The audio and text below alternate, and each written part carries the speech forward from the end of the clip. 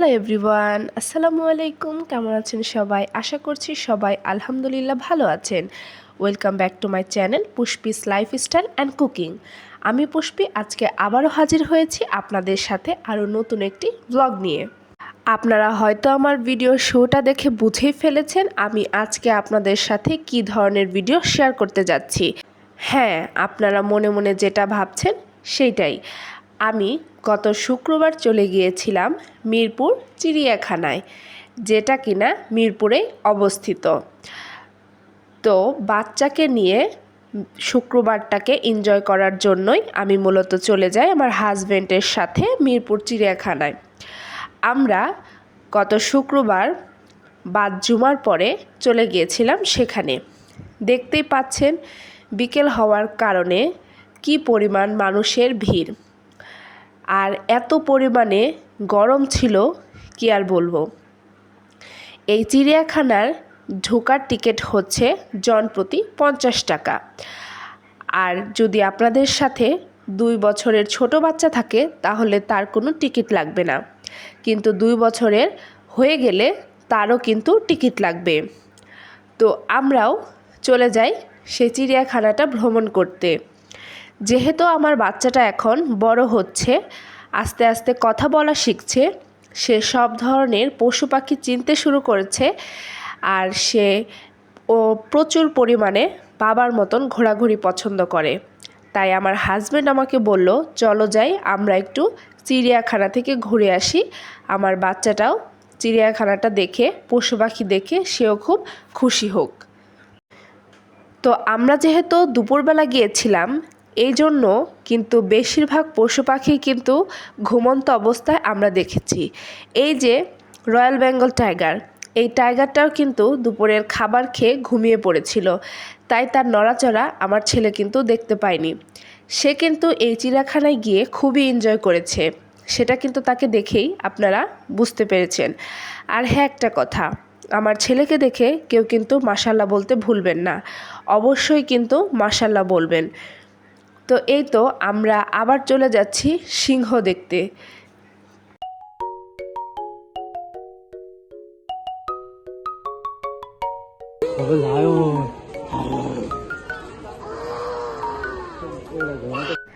তো দেখতেই তো পেলেন কিভাবে আমার ছেলেটা সিংহকে ভেঙ্গাচ্ছে। তো তার বাবাও যেরকমটা করবে তারও ঠিক সেই রকমই করতে হবে। তো এই চিড়িয়াখানাটা কিন্তু বেশ বড়। এটা কিন্তু আসলে 1-2 ঘন্টা ঘুরে শেষ করা যাবে না। আর এত পরিমাণে বড় যে হাঁটতে হাঁটতে কিন্তু পাটাও ব্যথা করে। তো এখানে আপনারা যে প্রাণীটি দেখতে পেলেন এটা হলো এশিয়ান কালো ভাল্লুক। এশিয়ান কালো ভাল্লুক দেখে আমরা চলে যাই আফ্রিকান সিংহ দেখতে। আর আমরা যে গত শুক্রবার চিড়িয়াখানায় গিয়েছিলাম, ওই দিন যাওয়ার পরই একটা বাঘের গলায় মাংস খেতে গিয়ে হাড় বেঁধে গিয়েছিল। এত পরিমাণে ভয়ঙ্কর শব্দ, কি বলবো। মনে হচ্ছিল যে এই বাঘটা যদি কোনোভাবে খাঁচা থেকে বের হয়ে আসে তাহলে তো যাকে পাবে তাকেই কিন্তু ধরে সে খেয়ে ফেলবে। এই বিষয়টা নিয়েও কিন্তু আমি আমার হাজব্যান্ডের সাথে কথা বলছিলাম, আর যখনই বাঘের গর্জনটা আমি শুনতে পাচ্ছিলাম ঠিক ওই মুহূর্তেই কিন্তু আমার খুব ভয় হচ্ছিল। মনে হচ্ছিল এই বুঝি বের হয়ে আসলো আর এই বুঝি খেয়ে ফেললো। যদিও সরাসরি ওইভাবে কখনো বাঘের গর্জন শোনা হয়নি, ওই দিন শুনেছিলাম। আমার ছেলে বাহিরে যাওয়ার জন্য এবং ঘোরাঘুরি করার জন্য ভীষণ প্রকারের ইচ্ছুক, কিন্তু সে বাহিরে ঘোরাঘুরি করবে কিন্তু সে হাঁটাহাঁটি করবে না, তার হাঁটতে অনেক কষ্ট লাগে। সে যতই ঘোরাঘুরি করুক না কেন সে কারো না কারো কোলে থাকবেই। আর যেহেতু আমি ভিডিও বানাচ্ছিলাম এই কারণে কিন্তু আমার হাজব্যান্ডের কোলে আমার ছেলেটা ছিল। তো এইখানে আরেকটা পাখি, এই পাখিটাও দেখতে কিন্তু বেশ সুন্দর, যদিও আমি নামটা ভুলে গিয়েছি।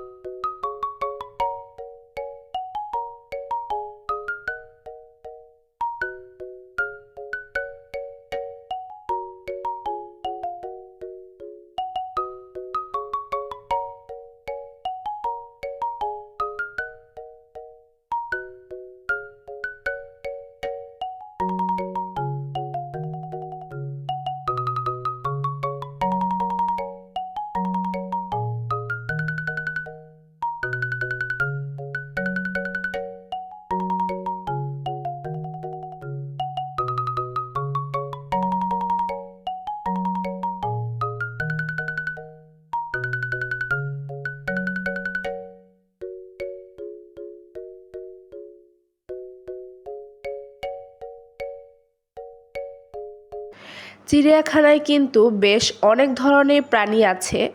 এর জন্যই আপনারা যদি দূর থেকে চিড়িয়াখানা দেখতে আসেন অবশ্যই কিন্তু সকালবেলা চলে আসবেন, না হলে কিন্তু আপনারা ঘুরে সম্পূর্ণ চিড়িয়াখানার পশু পাখি দেখতে পারবেন না, কারণ চিড়িয়াখানাটা কিন্তু বেশ বড়। আর আমি যেহেতু ঢাকাতেই থাকি এই জন্য আমার তেমন কষ্ট হয়নি, আর আমি দুপুরে নামাজের পরেই চলে গিয়েছিলাম। যেহেতু বড় আর অনেক দিন আমি গ্রামের বাড়ি ছিলাম, হাঁটাহাঁটি আমার একটু কমই হয়েছে।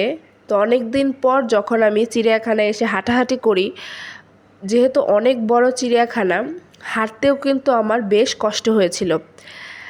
2 ঘন্টা হাঁটার পরে মনে হচ্ছিল আমার পা আর চলবে না। এর জন্যই আমি আপনাদেরকে একটা কথাই বলতে চাই, যদি কেউ দূর থেকে আসেন চিড়িয়াখানা পরিদর্শন করতে অবশ্যই সকালবেলা আসবেন, কারণ সকালবেলা পরিবেশটা ঠান্ডা থাকে। চিড়িয়াখানাটা সকাল 10টা থেকেই ওপেন হয়ে যায়, ওই সময় পরিবেশটা ঠান্ডা থাকে আর আপনারা ঘুরেও আরাম পাবেন। আর বাইরে থেকে দূরে থেকে আসলে অবশ্যই আপনারা সাথে করে খাবার নিয়ে আসবেন। এই চিড়িয়াখানার ভেতরে যে রেস্টুরেন্টগুলো আছে এই রেস্টুরেন্টগুলোর খাবারের প্রাইস কিন্তু বেশ, আর আমার কাছে খাবারগুলো তেমন ভালো লাগেনি। আমি টেস্ট করতে গিয়েছিলাম, খাবারগুলো দেখেও তেমন ভালো লাগেনি, আর দামটাও আমার কাছে বেশি মনে হয়েছে। আপনারা দূরে থেকে আসলে সাথে বাচ্চা থাকলে বাহির থেকে কিছু চিপস বিস্কুট কিনে নিয়ে আসবেন। আর ফ্যামিলি যদি হয় সাথে তাহলে অবশ্যই বাহির থেকে বা বাসায় থেকে আপনারা নাস্তা বানিয়ে নিয়ে আসবেন, এবং কি ঘোরাঘুরি করে দুপুরে খাওয়া দাওয়া করে রেস্ট করে আবার বিকালে ঘোরাঘুরি করে চলে যাবেন। চিড়িয়াখানাটা সারাদিনই ওপেন থাকে, প্রত্যেকটা বাড়ি এটা খোলা থাকে। তো এই তো সামনে কিন্তু সুন্দর একটা লেক দেখা যাচ্ছে। এই লেকের ভিউটা কিন্তু বেশ সুন্দর ছিল। আমার এই লেকের কাছে যাওয়ার পরে মনটাই হালকা হয়ে গেল। খুবই সুন্দর লেকের ভিউ, আপনারা কিন্তু দেখতেই পাচ্ছেন। আকাশটা কিন্তু বেশ সুন্দর ছিল ওই দিন।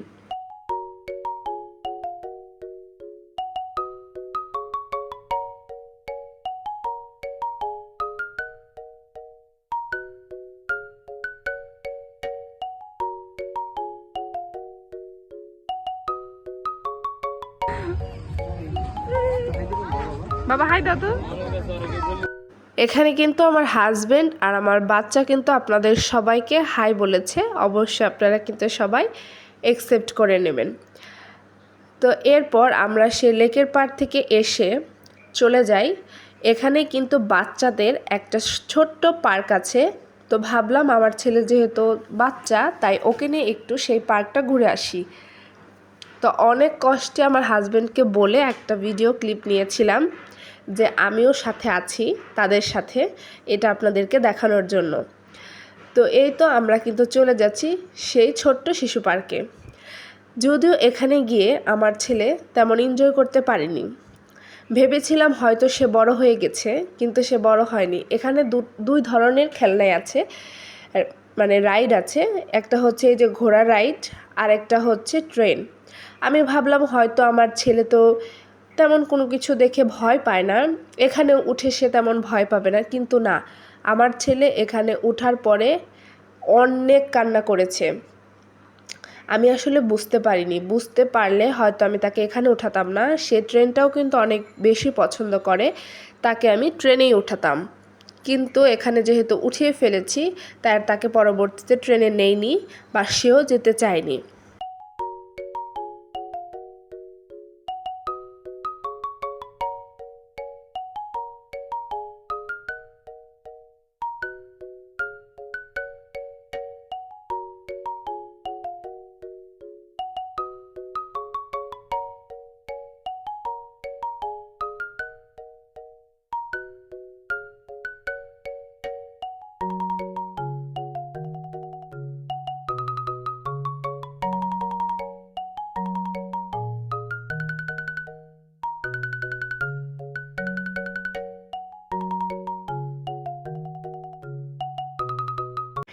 এখানে প্রায় অনেক ধরনের ঘোড়া আছে, যদিও আমি তেমন ওইভাবে নামগুলো জানি না, শুধুমাত্র ভিডিও করেছি।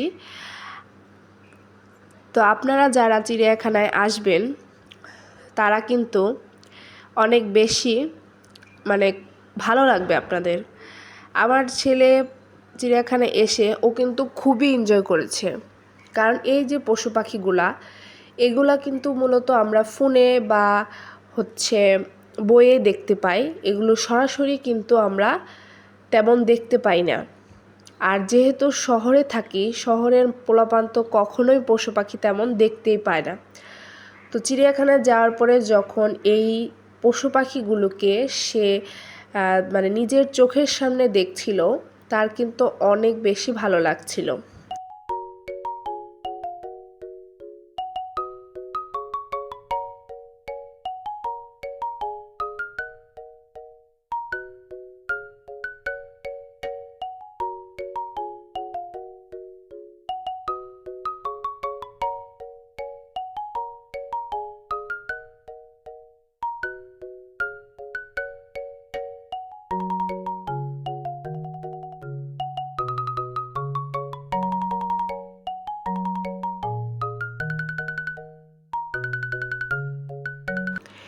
এরপর আমরা চলে আসি জিরাফ দেখতে।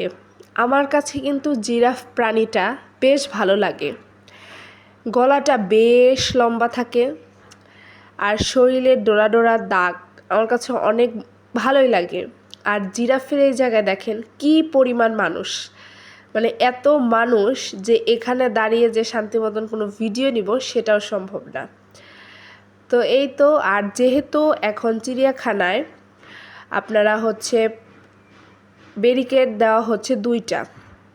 দেখেন জিরাফ দেখার জন্য আমার ছেলে এবং হাজব্যান্ড কিন্তু উপরে চলে গিয়েছিল, তারা কিন্তু জিরাফ দেখে আবার নেমে আসছে। ধরেন প্রাণীদের রাখার খাঁচা হচ্ছে একটা, আর খাঁচারও কিছু দূরে এসে আরেকটা বাউন্ডারি করা। কারণ অনেক সময় মানে এই বাউন্ডারিটা ছিল না অনেক বছর আগে, তো খাঁচার সাথে বাচ্চাদেরকে রেখে বা আমরাও যখন মানুষজনরা যাই ভিডিও করি, তো এরকম আশেপাশে বাচ্চারা থাকলে পশু প্রাণীরা তাদেরকে কামড় দেয়। এর জন্য মূলত খাঁচা দেওয়ার পরও তারা আরও দূরে বাউন্ডারি করে দিয়েছে, যাতে করে পশু প্রাণীর কাছে সরাসরি ওইভাবে যেতে না পারে, যেই সব প্রাণীগুলো একটু বেশি হিংস্র। তো এখানে আবার কিছু ডোরাকাটা হায়না, তারপর শিয়াল মামা, এই প্রাণীগুলো কি আমরা এই খাঁচায় দেখতে পেলাম না। হয়তো এখন মানে ওরা চিড়িয়াখানায় নেই, পরবর্তীতে হয়তো বা আবার ওদেরকে আনা হবে। তো এখন আমরা হাঁটতে হাঁটতে আবার চলে যাচ্ছি অন্য একটি জায়গায়।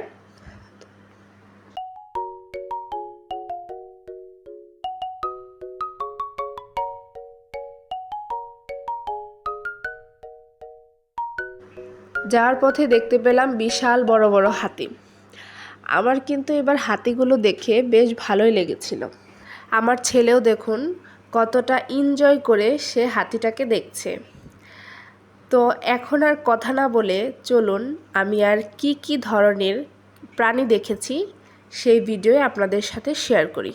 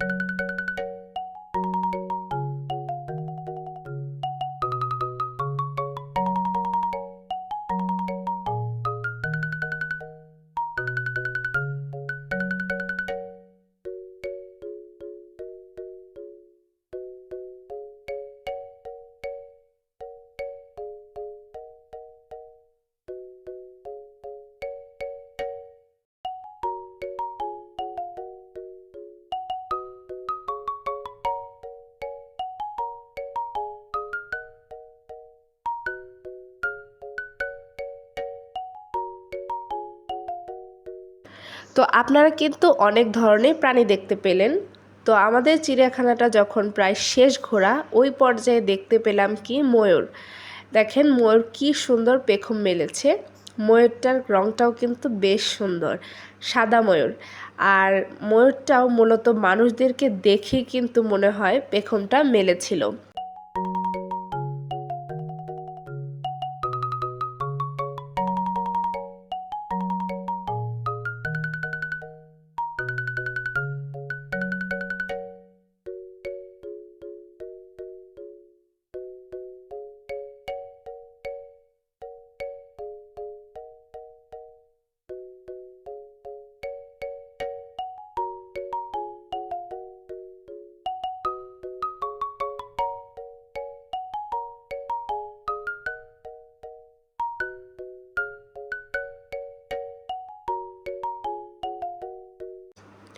ময়ূর কিন্তু পেখম মেলার কারণেই মানুষের এত ভিড় উপচে পড়েছিল। আর এখানেও আরেকটা ময়ূর, এটাও কিন্তু পেখম মেলেছিল। তো ময়ূরের সৌন্দর্যই কিন্তু আসলে পেখমে। আর দেখেন ওই দিনের আকাশটা কতটা সুন্দর ছিল। ওই দিন সকালে কিন্তু তেমন রোদ ছিল না, আমরা বের হওয়ার আগেও কিন্তু বৃষ্টি নেমেছিল। ভেবেছিলাম আজকে হয়তো আর বাইরে যাওয়া হবে না। ময়ূর দেখে আমরা চলে আসি সাপ দেখতে, কিন্তু সাপ দেখতে এসে, এটা হচ্ছে অজগর সাপ, কিন্তু সাপ দেখতে এসে তেমন সাপ ছিল না। আর জায়গাটাও বেশ একটা ভালো লাগেনি আমার, তাই আমি ওখানে বেশিক্ষণ ছিলাম না। তো অজগর সাপটা দেখে আমি ওখান থেকে চলে আসি। আর এই যে আমরা চলে এসেছি, এখন আমরা বের হয়ে যাব, কারণ অনেকক্ষণ হাঁটাহাঁটি করেছি আর পায়ে কুলাচ্ছে না। তো বের হওয়ার সময় এখানে দেখলাম হরিণের বিশাল বড় একটা খাঁচা। তো বাচ্চারা হরিণকে খাবার খাওয়াচ্ছে। তো দেখে আমার ছেলের হাতেও কিছু গাছ দিলাম, সেও কিন্তু দেখেন কি সুন্দর করে হরিণকে খাবার খাওয়াচ্ছে। এখানে কিন্তু সে বেশ মজা পেয়েছে, তাকে এখান থেকে আনাই যাচ্ছিল না। যতবার বলেছি বাবা চলো বাসায় যাই, না সে আসবে না, অনেক কান্নাকাটি করেছে, অনেক জোর করে কিন্তু তাকে ওখান থেকে আনা হয়েছে।